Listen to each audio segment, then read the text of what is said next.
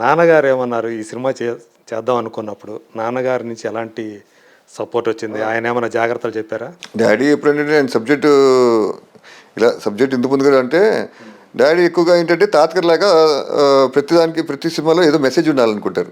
Okay. ఎందుకంటే తాతగారు మీరు చూసుకుంటే ఆయన కెరీర్లో ఆయన ప్రొడ్యూస్ చేసిన అన్నీ కూడా సోషల్ మెసేజెస్ ఉంటాయండి. రైతుల మీద, కుటుంబం మీద ఏదో ఒకటి ఉంటుంది. సమాజానికి ఉపయోగపడే ఏదో ఒక మెసేజ్, ఏదో విషయం ఉండాలి. ఉండాలి. సో కాంటెంట్ ఉండాలి. ఆ రోజుల్లో చక్కగా స్టోరీస్ కాంటెంట్ మీద తీసేవారు ఎక్కువగా.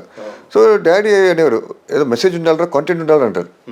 అదే బాగా ఇది ఉందే, అది జనంలో సమస్య, ఆ సమస్య మీద సినిమా తీయాలి. కానీ అప్పుడు ప్రాపర్ సబ్జెక్ట్ దొరకలేదు. సో ఇప్పుడు కూడా ఆయన స్టోరీ చెప్పినప్పుడు ఆయన వినలేదు. యాక్చువల్లీ చెప్పాలంటే ఫస్ట్ వినలేదు, తర్వాత విన్నారండి. విని అది బాగుంది, ఒక మెడికల్ మాఫియా మీద సబ్జెక్టు చక్కగా చేశాడు డైరెక్టర్ అని చెప్పి డాడీ ఓకే జాగ్రత్త చూసుకో ప్రొడక్షన్. ఎందుకంటే డాడీ పేరు ఊరికనే ప్రొడ్యూసర్గా ఊరికనే పేరు పెట్టారు, నందమూరి జయకృష్ణ అని.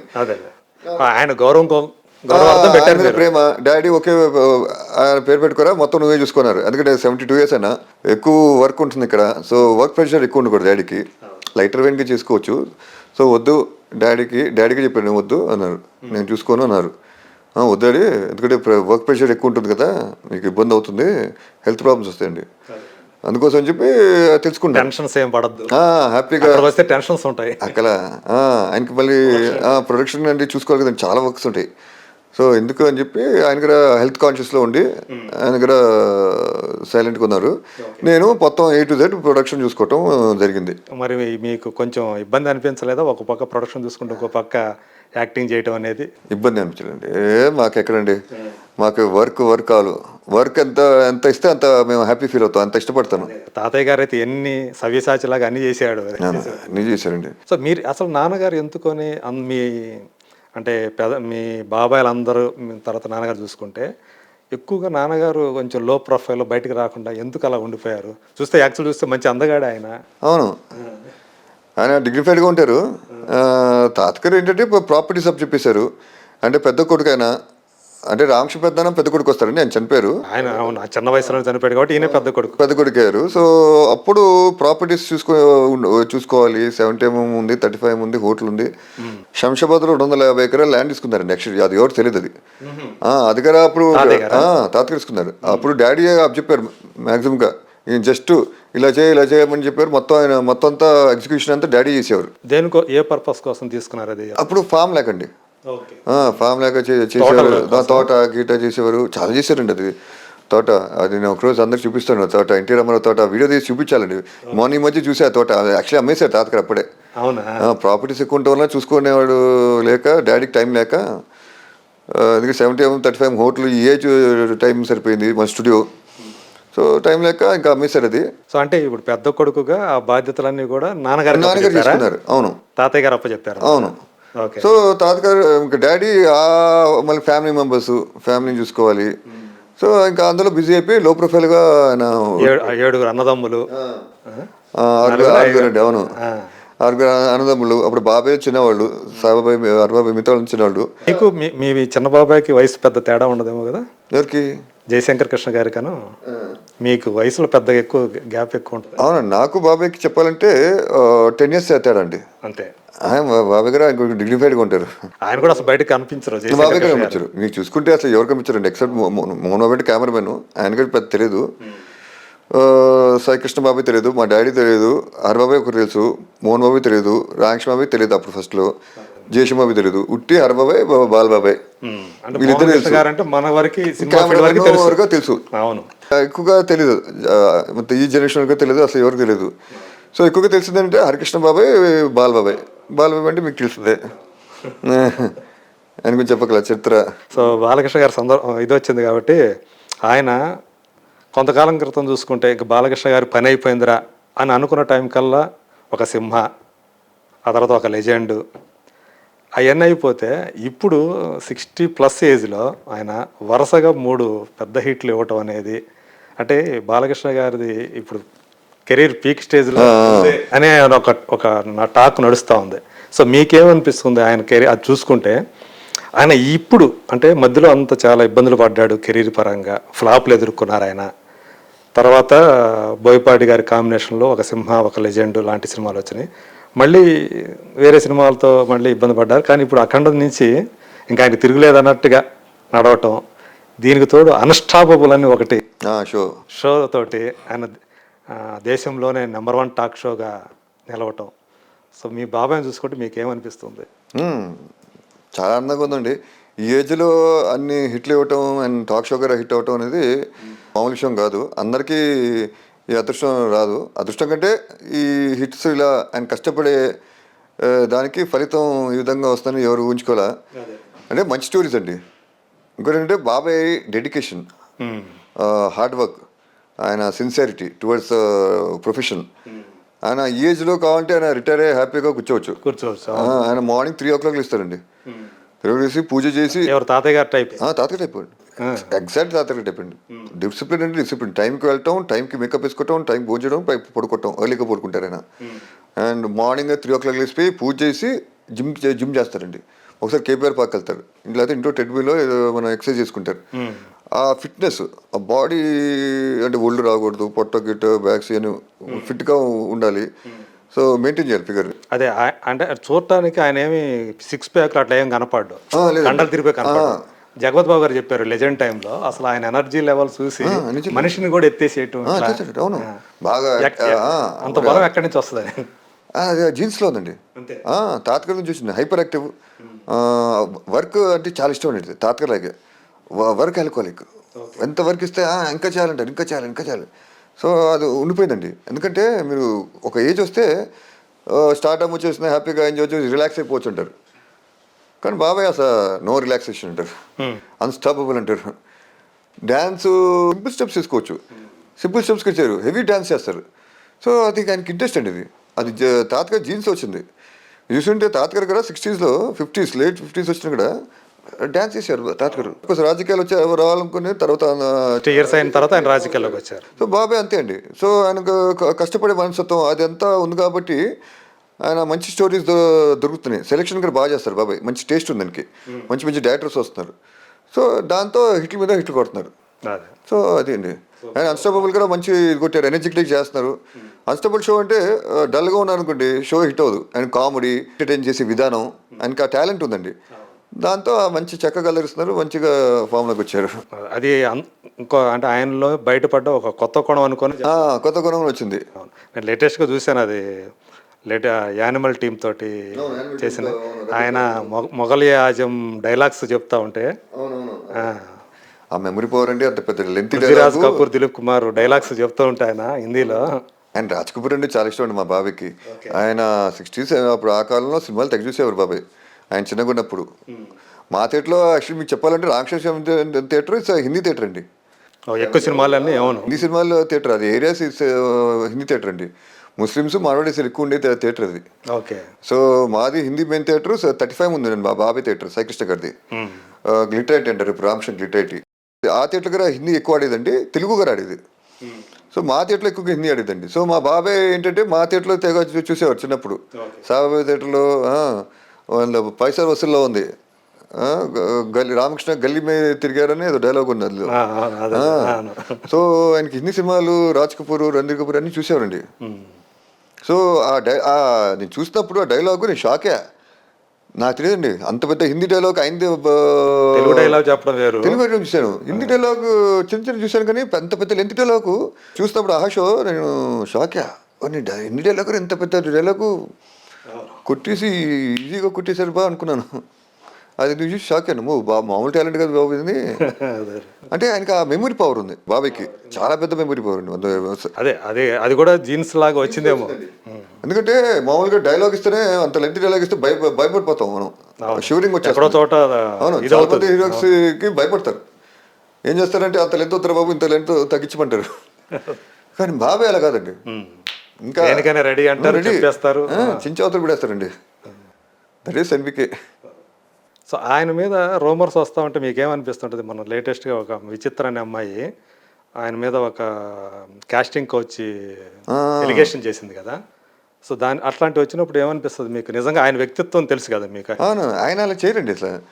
ఆయనగా ఈ మరీ అలా వల్గర్ బిహేవ్ చేయడం అలవా ఇది లేదు. నాకేం చెప్పారంటే అండి, ఇది బాబాయ్ని డ్యామేజ్ చేయాలని చూస్తున్నారు. ఈ మధ్య బాబాయ్ త్రీ మూవీస్ హిట్ అయింది. అవును. ఆ, ఇది అసలు ఎప్పుడు రావాలి? ఇప్పుడు సీనియర్ హీరోస్ లో ఎవరికి హ్యాట్రిక్ హిట్స్ లేవు. లేవు. ఈయనకే ఆ, ఎవరు ఈరోజు అంత దారుణంగా బిహేవ్ చేయరండి. డైలాగ్స్ చెప్పడం కానివ్వండి, ఏమైనా చెప్తే ఫీల్ అవుతారు ఒకసారి. నువ్వు ఈ డైలాగ్ చెప్పమ్మా, ఈ డైలాగ్ చెప్పొద్దు అంటే ఒకసారి ఫీల్ అవ్వచ్చు. అలాంటివి ఏమైనా ఉంటున్నామో కానీ ఇలా వల్గర్గా అలా బిహేవ్ చేయడం అనేది ఎక్కడ లేదు. అది నాకు తెలుసు కదండి బాబాయ్ సంగతి. ఇంటర్నల్గా నాకు తెలుస్తూ ఉండే మీ బాబాయ్ ఈ హీరోయిన్తో అనేది చిచ్చి అసలు మనకి అది లేదు అది. అదే అయితే ఒక అయినా అప్పుడు మహిళా సంఘాలు ఇప్పుడు లేవు, కానీ అప్పుడు బాగా గొడవ చేసేవారు. ఇప్పుడు మీరు చూసుంటారు, అప్పుడు మహిళా సంఘాలు తెగ ఉండేదండి. ఇప్పుడు ధర్నాలు రాస్తూ యాక్టివ్గా ఉండే ఏం వచ్చినా కానీ ఇవన్నీ ఏంటంటే నాకు తెలిసిన ఏంటంటే ఇన్ఫర్మేషన్, బాబాయ్ని ఈ మధ్య భగవంత్ కేసరిలో ఒక డైలాగ్ పెట్టారండి, good touch bad touch. Bad touch good touch అని చాలా మంచి మెసేజ్. తర్వాత బాబాయ్ అన్నారు బనావ్ బేటీకు షేర్ అని. అవును. ఒకసారి మన ఫంక్షన్లోకి వస్తే ఇలా అనుకుంటున్నారా అంటే ఏడు పిల్లలా కాదు పులి పిల్లలా పెంచడని. సో మంచి సోషల్ మెసేజ్ ఇస్తున్నారు, మంచి పేరు వస్తుందండి.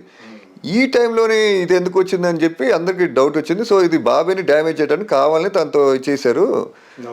లేకపోతే ఇది ఎప్పుడో రావచ్చు కదా, ఇప్పుడు ఎందుకు చెప్పింది అండ్ పొలిటికల్ కెరీర్లో కొంచెం ఇదవుతున్నారు. హిందూపూర్ నుంచి మంచి పేరు సంపాదించుకున్నారు, మన క్యాన్సర్ హాస్పిటల్ వరుసగా అక్కడ ఎన్నికవుతూ వస్తున్నారు, ఓటం అనేది లేకుండా కొంచెం బాగున్నారు. ఆ షో మంచి హిట్ అవుతుంది.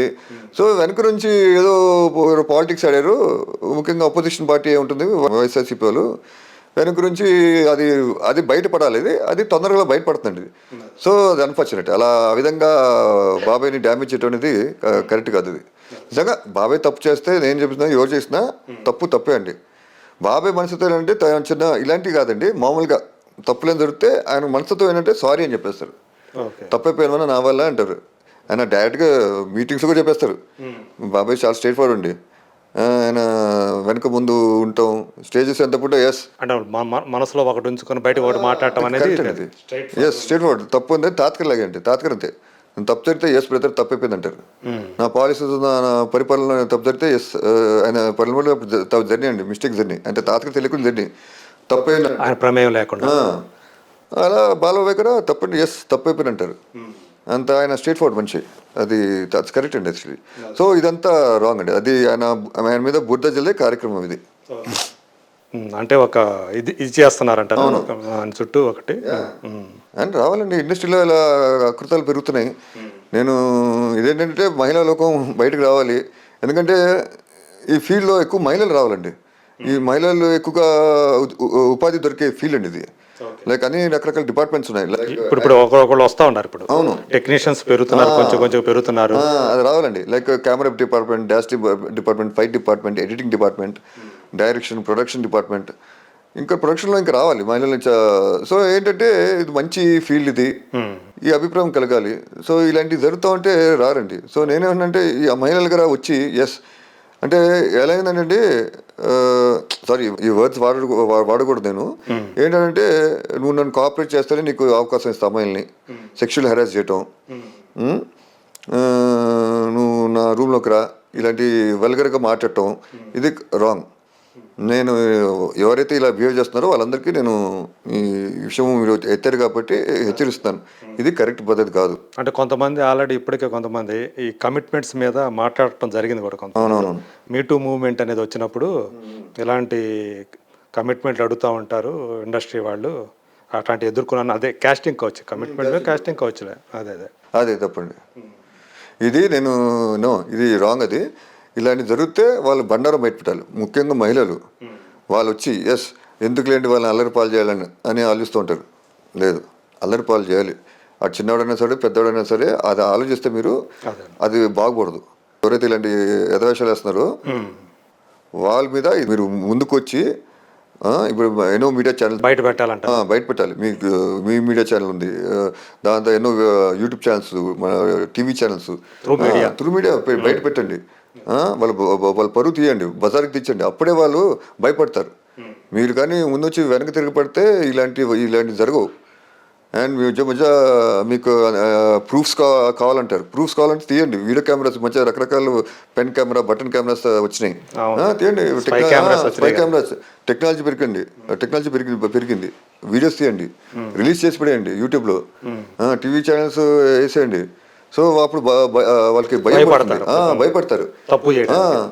సో అది వెరీ అన్ఫార్చునేట్. ఇప్పుడు క్యారెక్టర్ ఆర్టిస్టు, హీరోయిన్స్, కాబోయే హీరోయిన్స్ వీళ్ళందరినీ హెరాస్ చేయటం అనేది ఇవన్నీ చాలా దారుణం ఇది. అండ్ మహిళలకి మన అంటే ఇది ఎక్కువగా జరుగుతున్నాయి అంటారా మీ ఉద్దేశంలో అవి మన ఇండస్ట్రీలో? అంటే ఇంట్లో అండి కాస్టింగ్ వచ్చి మధ్య నేను వింటున్నాను. ఫేస్బుక్లో, నేను ఈ ఆన్లైన్ న్యూస్లో జరుగుతున్నాయి ఎక్కువగా. నేను చూశాను, అది చూసి ఉండేది విన్నాను. సో ఇవన్నీ చూసి నాకు కూడా ఒకసారి అనిపించింది, ఒకసారి స్టేట్మెంట్ ఇద్దాం అనుకున్నా. అంటే అది సందర్భం రావాలి కదా. ఏంటంటే ఇది కరెక్ట్ కాదు. ఎందుకంటే వాళ్ళని పాపం అమ్మాయిలు ఎన్నో ఆశలు పెట్టుకుని నేను ఇలా ఈ విధంగా నేను ఈ డిపార్ట్మెంట్లో వద్దాం అనుకుంటున్నాను, ఇలా అవుదాం అనుకుంటున్నాను ఆలోచనలతో వస్తారు. వాళ్ళని ఈ విధంగా హెరాస్ చేస్తే ఏదో గోల్, ఒక లక్ష్యంతో వస్తారు వాళ్ళు కూడా. మనం అమ్మాయిల్ని గౌరవించాలి, వాళ్ళ ప్రొఫెషన్ గౌరవించాలి. ఏంటంటే ఇక్కడ మగవాళ్ళు ఇక్కడ ఏం చేస్తారంటే ఆడవాళ్ళని సెక్షువల్గా చూసి వాళ్ళని హ్యారేస్ చేస్తున్నారు. దిస్ ఇస్ ఇన్కరెక్ట్ అది. సో నేను అంటే కమిట్మెంట్ ఇస్తేనే ఆఫర్ ఇస్తాము అన్నట్టుగా, కమిట్మెంట్ ఆఫర్ అని కుదరు. అలా ఉంటే వాళ్ళ మీద యాక్షన్ తీసుకోవాలి, సివియర్ యాక్షన్ తీసుకోవాలి. అది కాకుండా కదా వీళ్ళు కదా, నేను ఎవరైతే కమిట్మెంట్ ఈ కాస్టింగ్ కోచ్ అన్నారో వాళ్ళు కదా ఈ మీడియా మీరు ఎత్తారు కాబట్టి ఈ మీడియా తరఫున హెచ్చరిస్తున్నాను వాళ్ళకి, ఇది కరెక్ట్ కాదు, పద్ధతులు మార్చుకోండి. ఎందుకంటే ఆ విషయంలో ఇండస్ట్రీ మారాలి. అవును, మారాలి. ఎవరైతే అలా ఆ రకంగా ఆలోచించే వ్యక్తులు ఉన్నారో వాళ్ళకి ఇక్కడ స్థానం లేదు అన్నట్టుగా ఉంది. వాళ్ళు ఆలోచించాలి. వాళ్ళు మనము ఇచ్చేయాలి. వాళ్ళని అలా ఆ విధంగా చూడకండి. మీ సొంత సిస్టర్స్, బ్రదర్స్, వదిలిలాగో ఏదో చూడండి. వాళ్ళని వెన్నుతట్టి ప్రోత్సహించండి. అంతేకాని ఇలాంటి పనులు చేసి వాళ్ళని ఇలా హారస్ మాత్రం చేయకండి. ఈ మీడియా నుంచి నేను పిలిపిస్తున్నాను వాళ్ళందరికీ. తర్వాత మీరు చంద్రబాబు నాయుడు గారు జైల్లో ఉన్నప్పుడు మీరు ఓపెన్ అయ్యారు మీరు. సో ఇప్పుడు ఆయన బయటకు వచ్చేసారు. సో మీ ఫ్యామిలీ అంతా ఎలా ఫీల్ అవుతా ఉంది? అంటే ఇది ఒక రకంగా చెప్పాలంటే మీకు అందరికీ ఒక సంబరం లాంటిది ఆయన బయటికి రావటం అనేది 52 రోజుల తర్వాత, జైలు జీవితం తర్వాత. సో మీరు ఎలా ఫీల్ అవుతున్నారు? చాలా హ్యాపీ ఫీల్ అవుతామండి. అంటే ఆయన ఏ ఎలిగేషన్స్తో అయితే ఆయన లోపల ఉంచారో ఆ ఎలిగేషన్స్ సంబంధించి ఏం చెప్తారు? అవి విచారణలో, అంటే జ్యుడిషియల్ విచారణలో, కోర్టు విచారణలో అవన్నీ వీగిపోతాయని నమ్ముతున్నారా? ఇది అక్రమంగా అరెస్ట్ చేశారు. ఫస్ట్ అది ఏంటంటే ఆయనకి అవినీతి చేయాలనుకుంటే ఆయన ఎప్పుడో చేసేవారు. 95 నుంచి 2003 వరకు ఆయన సీఎంగా ఉన్నారు. అప్పుడే ఆయన అవినీతి చేసి ఆయన కావాలంటే మన హెరిటేజ్లో ఆ డబ్బులను తీసుకెళ్ళి హెరిటేజ్లో పడేసి హెరిటేజ్ని ఒకేసారి గ్రో చేసేవారు. ఆయన హెరిటేజ్ ఇప్పుడు చూడండి చాలా టైం పట్టింది గ్రో అవడానికి. ఎందుకంటే లీగల్గా మాయం చేస్తున్నారు బిజినెస్ అయితే స్టెప్ బై స్టెప్. ఎందుకంటే ఒకేసారి బిజినెస్ గ్రో అవ్వండి, it will take some decades, చేసి పడితే అలా. So step by step grow చేసుకుంటా ఇప్పుడు బాగా స్టేబుల్ అయ్యారు. హెరిటేజ్ బాగా పేరు ప్రఖ్యాతులు సంపాదించింది, బాగా బిజినెస్ గ్రో అయింది. నిజంగా మా కరప్షన్ చేయాలనుకుంటే ఎంతసేపటి ఇంత ఎందుకండి హెరిటేజ్ ఎంత కష్టపడటం. అప్పుడే స్కామ్ చేస్తే ఒక 1000-2000 కోట్లు ఆ రోజునే హెరిటేజ్లో వేసేస్తే హెరిటేజ్ అప్పుడే గ్రో అయిపోయింది. కానీ ఆయన స్కామ్ చేయలేదు కాబట్టి హెరిటేజ్ గ్రో అవ్వలేదు. దానికే అదే ప్రూఫ్. ఎందుకంటే ఆయనకి ఇష్టం లేదు. నిజంగా కరప్షన్ చేసి ఆ దొంగతనం చేసి ఆ మనస్తత్వం ఏమైనా ఉంటే ఇమ్మీడియట్గా చేస్తారండి, మనుషులు ఆగరు. అప్పుడే కరప్షన్ చేశారు అప్పుడు 95లోనే. సో ఆయనకు అది లేదు, ఎందుకంటే ఆయనకి ఆ ఉద్దేశం లేదండి. అసలు మనస్తత్వం ఆయన నేను చూశాను కాబట్టి ఆ మనస్తత్వం లేదు. అంటే ఏదో నా మావయ్య అని చెప్పట్లేదు, అది జనంగా తెలుసు. 95 నుంచి 2003, 2014 నుంచి 2019 ఆయన ఏ విధంగా చేశారో అన్నీ మీకు అందరికి జనం అందరికి తెలుసు. ఇంకోటి అంటే మనం అరెస్ట్ చేసినప్పుడు ఇప్పుడు నేను నేరం చేస్తానండి, ఎఫ్ఐఆర్లో పేరు రాయాలి. ఆ నేరం ఏంటో ప్రూవ్ చేయాలి. ప్రూవ్ అంటే ఉంటుంది. ఎందుకంటే ఇప్పుడు మనం మాయ సీఎం అయినప్పుడు గవర్నమెంట్ ఆఫీస్లో సంతకాలు కానీ దాంతో పేపర్స్, రికార్డ్స్ అన్నీ ఉంటాయండి. ఆ రికార్డ్స్ ముఖ్యమంత్రి నుంచి వెళ్ళిపోయిన తర్వాత కూడా వచ్చే నెక్స్ట్ ముఖ్యమంత్రి కూడా అవన్నీ ప్రూఫ్స్ ఉంటాయండి. దాన్ని ట్యాంపర్ చేయలేదు. సో ఈ ప్రూఫ్స్ అని బయటపెట్టచ్చు. అందులో ప్రూఫ్స్ చూపించారని చూపలేదు, ఎందుకంటే ప్రూఫ్స్ లేవు కాబట్టి. వాళ్ళ అక్కడ ఆఫీస్లో ఉంటాయని ఇష్టం ఉంటే ఫైల్ గిప్పటాలు ఉండవు. ఎందుకంటే చాలా ఇంపార్టెంట్ అది స్కిల్డ్ డెవలప్మెంట్ కేసు అది. యూ కాంట్ ట్యాంపర్ ద ఇదండి ప్రూఫ్స్, అది ఇంకా పెద్ద నేరం అవుతుంది. సో వాళ్ళు ఎఫ్ఐఆర్లు పేయలేదు, ప్రూఫ్స్ లేవు. 36 నిందితుడు 37 నిందు ఇది అనుకుంటండి, దాని కింద అక్యూస్డ్ కింద పెట్టారు. దాంతో గవర్నర్ సంతకలేదు. Without governor, without FIR, how can arrest him? ఏదో మాజీ ముఖ్యమంత్రి లేదండి, అరెస్ట్ చేసేద్దాం, జైలు వేసేద్దాం. అండ్ వాళ్ళకి తెలుసు ఇక్కడేం కరప్షన్ జరలా, ఆయన కేసు ఇరికిద్దాం అని చెప్పి ప్లాన్ చేసి ఆయన జైలు బాగా సక్సీడ్ అయ్యారు ఆ విషయంలో. ఇది లాస్ని అతిక్రమించి అబ్యూస్ చేసి జైలు వేసేసారు. తర్వాత ఏదో ఇరికిచ్చాలని చూశారు. సో ఆయన చేయలేదు కాబట్టి లక్కీగా బయటపడారు. ఇంకో ఇంపార్టెంట్ విషయం చెప్పాలనుకుంటాను. ఏమన్నారంటే 358 కోట్లు స్కామ్ చేసిందన్నారు. తర్వాత మళ్ళీ వచ్చేమో జడ్జి అడిగితే మళ్ళీ ఒకసారి జడ్జి చెప్తే 358 అన్నారు. మళ్ళీ వస్తే 27 కోట్లు అన్నారు. వాళ్ళకి ఇది లేదు, క్లారిటీ లేదు. ఇంకోటి ఏంటంటే 27 కోట్ల స్కామ్ అంటే అది ఎవరైనా అవుతారండి. అంటే రూపాయిగా స్కామ్ చేసినా స్కామే. నేను ఆ డబ్బులు గురించి చెప్పట్లేదు. కానీ కామన్ సెన్స్గా ఆలోచిస్తే చంద్రబాబు మాయ ఇక్కడ హెరిటేజ్లో ఎన్నో 100 కోట్లు సంపాదిస్తున్నారు. ఆయనకి ఎందుకండి ఈ అంటే 27 కోట్ల స్కాము? మామూలు కూడా అంటే మన మిడిల్ క్లాస్ వాళ్ళు ఈ మధ్య అపార్ట్మెంట్స్ కల్చర్ చాలా హిట్ వస్తున్నాయి, విలాస్ కడుతున్నారు. సో చాలామంది ఏం చేస్తున్నారంటే రియల్ ఎస్టేట్ పనులు చేస్తున్నారండి. రియల్ ఎస్టేట్గా డబ్బులు వేయటం, అందులో పెట్టుబడి పెట్టడం, ఇన్వెస్ట్ చేయటం, ఇవన్నీ చేసి ఈజీగా 50-60 కోట్లు, 40-50, 25 అలా సంపాదిస్తున్నారు. సో మాయాకి తలుచుకుంటే రియల్ ఎస్టేట్ పెట్టుకుంటే ఆయనకి ఎంతో 100 కోట్లు వస్తాయి. ఈ 27 కోట్లకి ఎందుకండి స్కామ్? మాయ అంత పెద్ద ముఖ్యమంత్రి, 14 సంవత్సరాలు ముఖ్యమంత్రి, అపోజిషన్ లీడర్, అంత పేరు పెకెత్తులోనే ఎందుకు ఈ 27 కోట్ల కోసం స్కామ్ అని చేస్తారండి చంద్రబాబు నాయుడు గారు? చేస్తే 10,000, 20,000 చేయాలి. సో ఇవన్నీ బేస్లెస్ అండి. ఏదో బురద జలాలి, ఆయన నాశనం చేయాలి. ఇంకోటంటే వచ్చే ఎలక్షన్స్లో చంద్రబాబు నాయుడు ఉండకూడదు, వన్ సైడ్గా రిగ్గింగ్ చేయాలి. లోకేష్ గారు అరెస్ట్ చేయాలని చూశారు. అందరినీ వేసేస్తే జైల్లో లీడర్స్ ఉండరు, బాలకృష్ణ ఒకరే మిగిలిపోతారు, ఒక సైడ్ రిగ్గింగ్ చేస్తే అయిపోతుంది అని చెప్పి ప్లాన్ చేశారు. అది వాళ్ళకి బెడేసి కొట్టింది. సో ఇది అక్రమం అరెస్ట్. దీనికి ఖండిస్తున్నాను. యాక్చువల్లీ ఇది న్యాయం గెలిచి ఆయన బయటకు వచ్చారు. అదండి. సో ఆయన ప్లాన్ ఆఫ్ యాక్షన్ ఎలా ఉండబోతోంది అంటే నెక్స్ట్ ఎలక్షన్స్ సంబంధించి మీ యొక్క ప్రెడిక్షన్ ఏంటి? ఆయన ప్లాన్ ఏంటంటే జనం కోసం పోరాడుతున్నారు. Very good Maya. And next plan ఏంటంటే ఏముందంటే జనం ఆంధ్ర రాష్ట్రం అభివృద్ధి చెందాలంటే చంద్రబాబు నాయుడు గెలిపించాలి. సో అది జనం చేతిలో ఉంది. ఓకే, ప్లాన్ ఏముందండి, జనం పోరాటం అంటే జనం చేతిలో ఉందన్నారు. అంటే జనం గెలిపిస్తారని నమ్మకం ఉందా? ఉందండి, తప్పకుండా గెలిపించాలి. మళ్ళీ ఆయన చేతిలో ఉంది. తెలుగుదేశం పార్టీకి పవన్ కళ్యాణ్ గారు కూడా సపోర్ట్గా వచ్చారు. సో పొత్తు కూడా ఉంది. నెక్స్ట్ ఎలక్షన్స్లో ఉండబోతుంది అనుకుంటా. అవును, పోతుందండి. పవన్